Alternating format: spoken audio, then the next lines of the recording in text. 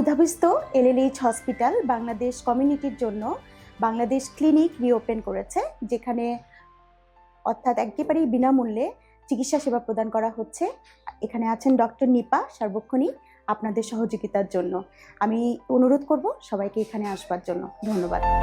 আসসালামু আলাইকুম, আমি doctor Nipa Akter, LLH hospital Abu Dhabi থেকে আপনাদের জনপ্রিয় বাংলাদেশি ক্লিনিক বা যেটাকে আমরা বাঙালি কমিউনিটি ক্লিনিক বলে থাকি, ওটার আবার আমরা পুনঃপ্রবর্তন করতে যাচ্ছি।